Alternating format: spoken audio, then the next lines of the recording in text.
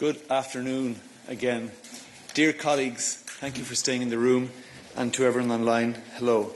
It's our pleasure to be back here in the press room with the EU Trade and Economic Security Commissioner Maros Sefcovic, the man who has been making and continues to make superhuman efforts to move our trade agenda forward, including in our talks with the United States. So the Commissioner will give some introductory remarks, and then we will open the floor for your questions. Thanks very much. Commissioner, the floor is yours.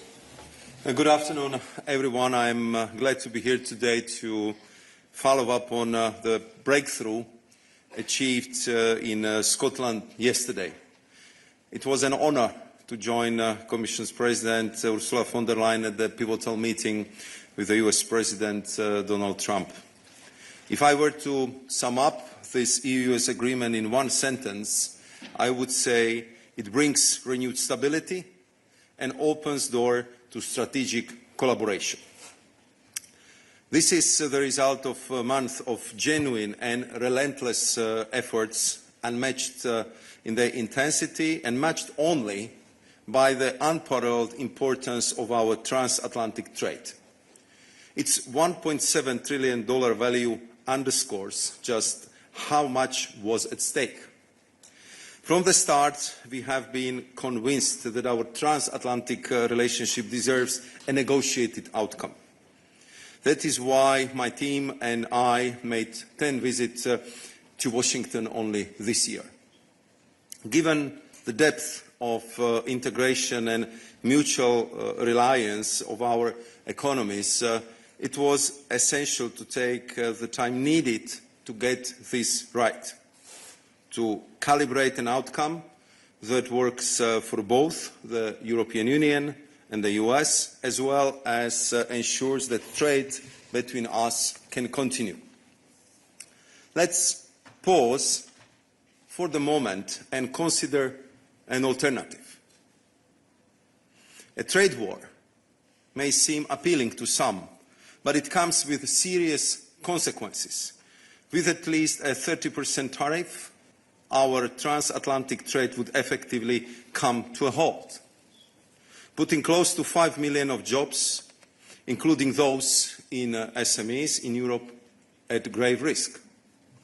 Our businesses have sent us a unanimous message: avoid escalation and work towards a solution that delivers immediate relief. And I appreciate that several business groups have welcomed the contours of the deal. The sense of stability and prospect of strategic collaboration are reinforced by the fact that the agreement addresses not only current reciprocal and high sectoral tariffs, but also forthcoming tariffs on pharmaceuticals, semiconductors and lumber. You are now familiar with the key pillars of the deal discussed in Scotland, notably a single 15% tariff ceiling, then $750 billion in strategic purchases, and an additional $600 billion in anticipated private investments into the US economy. On top of that, let me highlight the following 3 points. First, over the past few months, we have gained a better mutual understanding of each side's sensitivities. As stated before, we can relate to the objective of reindustrializing the US economy as we are pursuing the same goal ourselves. That is why the agreement sees a significant list of goods on which both sides will apply a zero tariff rate, where it is in our shared interest to strengthen our trade, and importantly, this list remains open to further additions. Second, we also believe that certain prospects and certain aspects of global trade policy need fundamental change. For instance, non-market overcapacity is equally destroying the EU steel industry. That is why the agreement sees clear prospect of joint action on steel, aluminium, copper and their derivatives in what I'd like to call a metals alliance, effectively creating a joint ring fence around our respective economies through tariff rate quotas at historic levels with preferential treatment. We will also establish a common approach to addressing source economies of overcapacity. Moreover, we are reducing tariffs on our cars from current 27.5% to 15%, while enabling EU car makers to expand their exports from the US. This will enhance their global standing and strengthen our value chain as numerous European SMEs support production activities in the United States. Third, we believe we need to think strategically about future technologies. That is why the agreement also sees strategic purchases of gas, oil, nuclear, but also US AI chips. Here the aim is to strengthen our technological edge in a way that benefits both sides. All in all, this is an agreement which should generate meaningful and mutual benefits, and I hope it will be a stepping stone to a broader EU-US trade and investment agreement in the future, while also fostering our joint efforts to tackle pressing global challenges such as much-needed reform of the WTO. We have been in constant dialogue with our member states and key stakeholders, and I want to sincerely thank them for their trust in the Commission and our continued unity throughout this process. This morning, we briefed the member states as well as members of the European Parliament. In conclusion, I want to appreciate once again the leadership of President von der Leyen, as well as the collaboration with my counterparts for the countless hours of intense engagement, which I hope will pay off. Thank you. Many thanks, Commissioner. We'll start the questions here in the room. Jorge. Thank you very much. Here, Commissioner Jorge Valero with Bloomberg. Two questions. The first one, are you rock solid convinced that President Trump will maintain its commitment of 15% tariff for pharma and chips after the investigations are concluded, knowing how President Trump behaves and what you saw during the negotiations? And secondly, given that the energy purchases are totally in the hands of companies, do you fear that the US might retaliate if you don't achieve this 250 billion euros of purchases per year? Thank you. Please go ahead, Commissioner. We'll take them one at a time. Thank you very much, Jorge.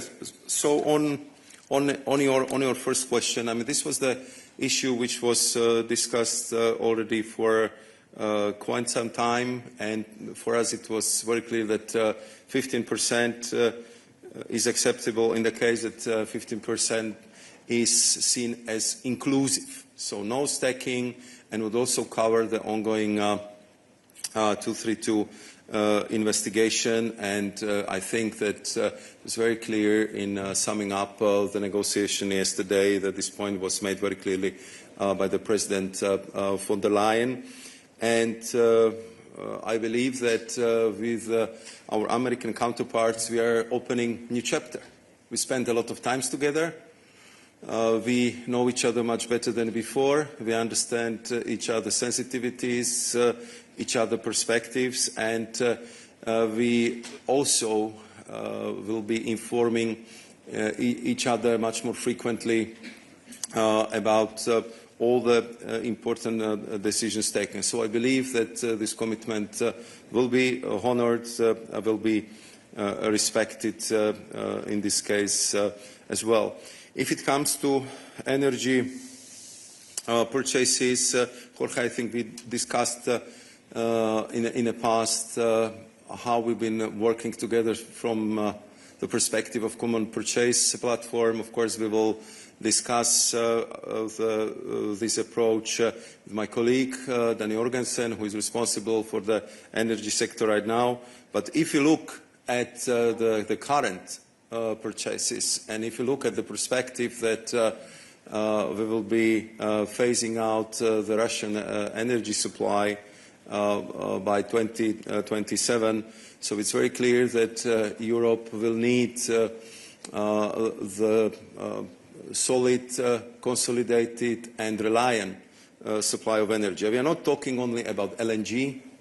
We are talking about oil, and I would say what is also a new element, this is the nuclear fuel.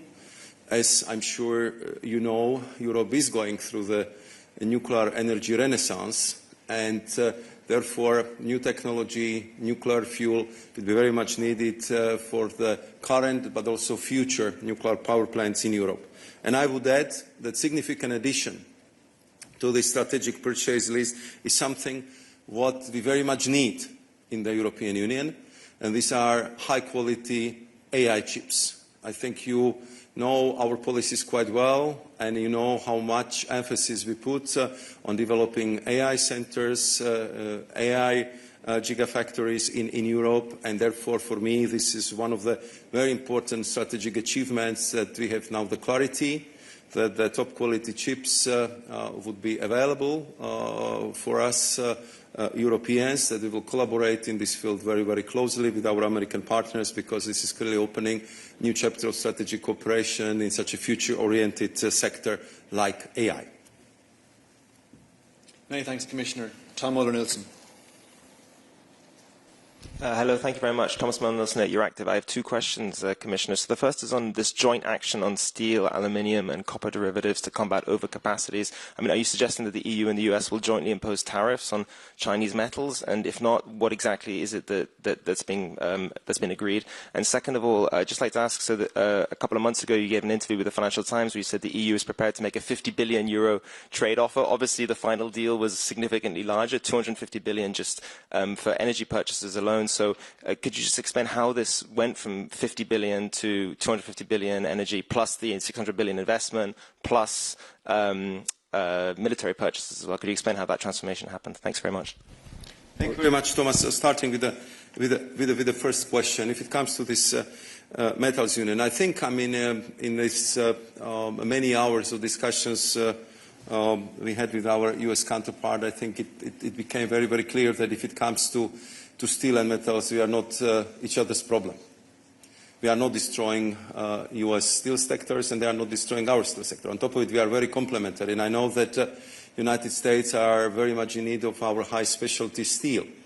So what we concluded after these detailed negotiations was very clear that what would benefit both of us as much as possible is if we would have kind of metals union between us, meaning that we would set the tariff rate quota based on, let's say, historic flows between EU and US and trade, let's say, at MFN level, as we've been trading until now. So it means that the complementarity of our metal sectors would continue, will be further developed, and that we would take jointly on what is the global problem for the steel sectors, and this is global overcapacity. So, of course, US prefers tariffs. We've been working with the quotas, with the TRQs until now. You're familiar that just a few weeks ago we adopted the Steel Action Plan, which was very much expected by our steel industry.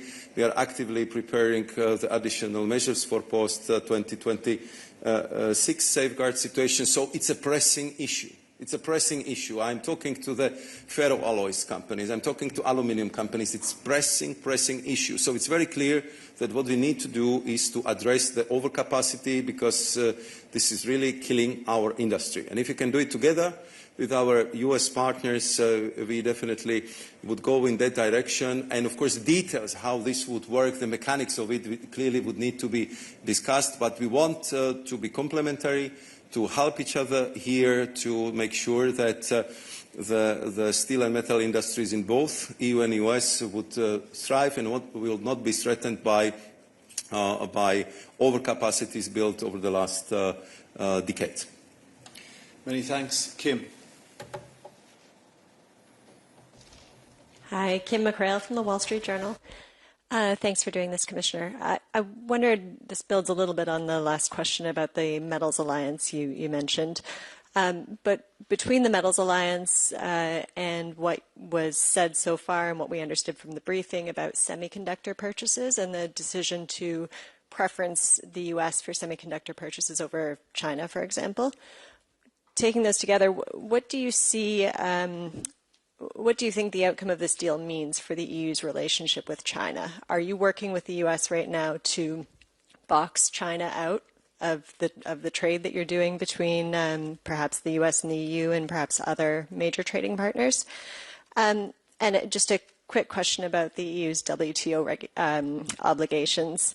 The way I understood from the technical briefing this to work in terms of the EU's decision to lower some tariffs is that some tariffs will be lowered unilaterally and only for the US. Is that in line with the EU's obligations under the WTO to do it that way as opposed to most favored nation? Thanks. Thank you very much, Kim. So the first question on China, as you know, just last week we had the EU-China summit, and President von der Leyen and President Costa visited their counterparts in Beijing. Of course, at the beginning of the year, we hoped for better results, which would be delivered by the summit. But I have to say that despite the strenuous efforts of my colleagues and myself and several long meetings with my Chinese counterparts, unfortunately the list of the accumulated issues on the table will not get shorter, but it just grew longer. And clearly the issue is overcapacity. The issue is linked with what we perceive as illegal subsidies, the question mark over how our companies are treated in China if they get the fair access to public procurement and other issues, and quite a few absolutely unwarranted trade defense measures taken about the products coming from Europe.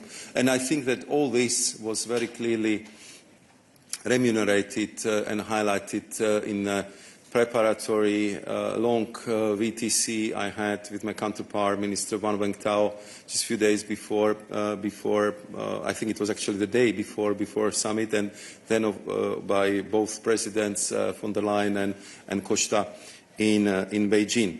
So I think it's quite clear that there is a lot of issues we have to deal with China, because we just want to have a fair trade relationship with them. I would underline fair treatment of our companies, and also clear commitment if it comes to subsidies of the products exported to the EU, because we cannot afford to have another development like we had with photovoltaic panels a couple of years ago.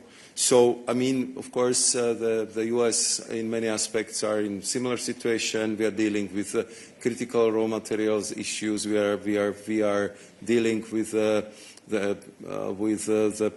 permits and export permissions for rare earth, permanent magnets, and I would say these strategic elements which are so needed for our industry. So it's only natural for the close allies like we are with the US to compare the notes and to cooperate in all these aspects. As you know, we also work very, very closely with the US if it comes to the dual-use technologies. You know how complementary we are if it comes to the semiconductors, because if the US have the best chip designers, we have the best machine on this planet to print this chip. So clearly we are complementary here, and we want to consolidate this further by building very solid and strong AI capacities in Europe. If it comes to the WTO, you know that the European Union is and will remain the strongest champion and supporter of WTO and rules-based trade, and nothing changes about it. At the same time, I am in frequent contacts with Dr. Ngozi, Director General of the WTO, and I think we both recognize the fact, which became so clear after the ministerial meeting in Paris a couple of months ago, that WTO needs deep reform. And I appreciate the efforts of Dr. Ngozi, which are very much supported by us, to deliver on these reforms. And I think we have a precious opportunity to progress between now and the spring ministerial council in Cameroon to achieve that. Otherwise, it will be extremely difficult for the WTO to play the same role as they're playing now or as they're playing next year. But we, from the EU side, will help them at every step on the way to achieve that goal, because we are absolutely convinced we need the rules, we need a well-functioning WTO, and we need really clarity for the global trade. And of course, the last part of your question was that we look at that agreement which was agreed upon yesterday as an opening of the process. We want to end up with a trade agreement with the US and the trade agreement which would be fully compatible with the WTO rules. Many thanks, Commissioner. Brian. Thank you, Commissioner. I have a political question. Some member states say they are disappointed with this agreement because it's not balanced enough. How do you plan to convince them? Thank you. Thank you very much. I think first and foremost, we did our utmost to keep our member states involved and informed at every step of the way. And we had, I would say, almost permanent contacts with them, including the Coreper meetings before and after, every engagement on my level, every engagement on the level of our technical teams, and of course before and after the meeting of President von der Leyen with President Trump. And we've been, of course, explaining to them the complexity of the situation, and if some still believe that we can return to the pre-April 2nd situation, I think also with the agreements which are struck between the United States and its trading partners over the last couple of weeks, or I'm sure the number of letters just setting the new tariff lines between now and the 1st August, it's quite obvious that the world which was there before the 2nd of April is gone. And we simply need to adjust, we need to address the challenges which are coming from this new approach. And I believe that the strategic cooperation with our strategic partner is a better outcome than all-out trade war. In my introductory remarks, I was just describing what would it mean. Tariffs more than 30%, then huge political tension, lots of SMEs under dramatic pressure, and loss of potentially of hundreds of thousands, if not millions of jobs. And what would happen after that? The situation would become so unbearable that we have to get to the negotiated solution. After that, we will have to sit and negotiate a new deal, but in much, much worse conditions. So therefore, I believe that the tasks we set for ourselves when I, for the first time, met my counterpart, Secretary of Commerce, Howard Lutnick, the next day after this confirmation, when I said, Howard, let's work together to avoid this mutual pain. Because as the two allies, we should be able to find the deal, to understand each other. You want to reindustrialize, we want to reindustrialize. You want to have high-value AI chips, we want to have high-value AI chips. We want to have energy security, you want to have energy security. So I think that I think what is important at this stage, even though I know that for some that potential kind of other outcome might seem very appealing now, but they didn't go through all the numbers, through all the consequences, through all the impact it would have at every sector. And we did that. And we did that. And therefore, with full consciousness, I'm 100% sure that this deal is better than the trade war with the United States. Many thanks, Commissioner. We don't have too much time left for the Commissioner. He's under pressure, so we'll take a few questions in the room and then we'll wrap up. Jorge. Hello, Commissioner Jorge Liboreiro with Euronews. Just following up on my colleague, what he said, I mean, it's objective that this deal is quite unbalanced because you have 15% on one side and almost zero or virtually zero on the other side. So do you consider this a good deal or just a case of damage control? And second, do you have any regrets about not using retaliation at any stage of the process in a bid to secure more concessions? Thank you. Thank you very much, Jorge. At first, I would say that this is clearly the best deal we could get under very difficult circumstances. And I have to say that you were not in a room, but if you have been in a room yesterday, you would see that we really started with 30%. That was absolute real perspective that as of 1st of August, we would have a 30% tariff on our exports, which would, as I already mentioned, practically stop all the trade. And I have to say that President von der Leyen did terrific negotiations yesterday. She was absolutely great in managing these negotiations, which led to the conclusion of the deal, which I'm absolutely convinced saves the trade, save the trade flows, save the jobs in Europe, and opens new chapter in EU-US relations, how to adjust our mutual trading patterns in this new age of geoeconomics and geopolitics. And that's for me, it's a very important political answer, because it's not only about the trade, it's about security, it's about Ukraine, it's about current geopolitical volatility. I cannot go into all details, what everything was discussed yesterday, but I can assure you it was not only about the trade. So therefore, I mean, to have a possibility that the two biggest economies and two closest allies can openly discuss all sensitive issues, and as I can judge from the discussion yesterday, are very much aligned on the geopolitical issues of today, I think has additional price. It has additional worth in having this deal done, because I believe that from now we can go only for the better. We can go for the improvement, closer cooperation, fair trade agreement, and simply work on all these issues which have been kind of accumulating on the table for quite some time. Many thanks, Commissioner. Commissioner, we have 100 of our hard-working journalists tuned in online, so we should give one of them the floor. And on top of my list is Rebecca Gualandi from Carbon Pulse. Rebecca, the floor is yours. Go ahead.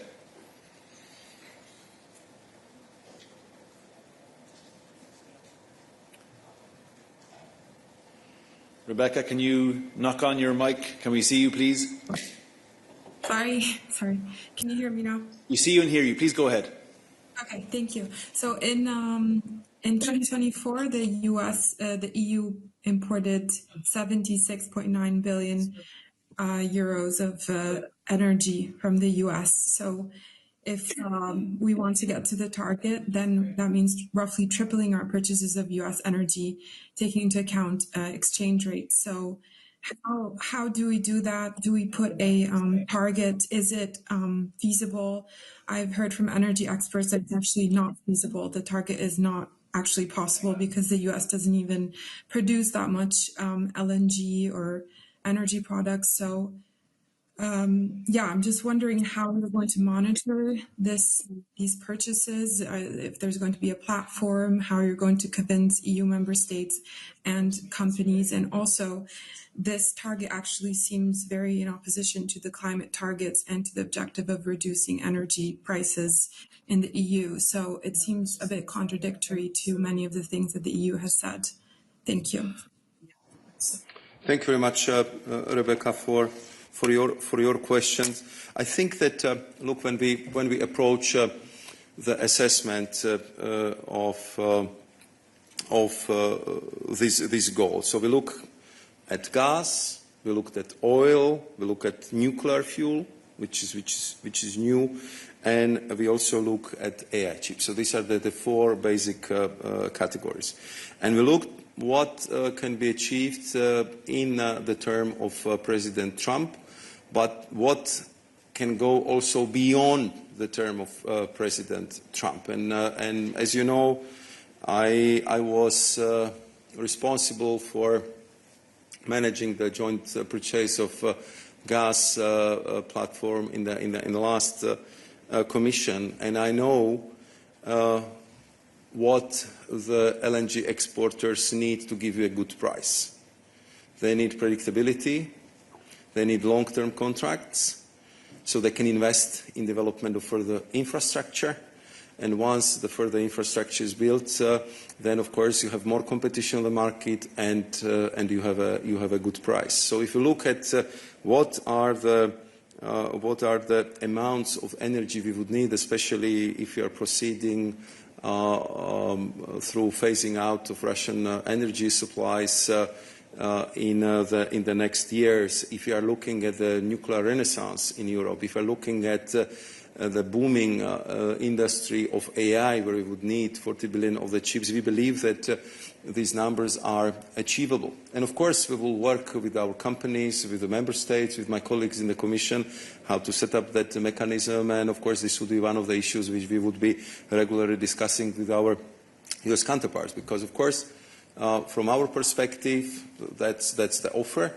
We are ready to go for that purchase, and I know that on their side they're also working very hard to be able to produce that volumes, that quantity of energy, and therefore I would say it would be joint effort. But to have the solid supplies for your close allies and to have it at a good price and good quality is something what in these volatile times where, as you know from the past, we have seen how energy supplies could be weaponized. I think it's also very important for overall competitiveness of the European economy.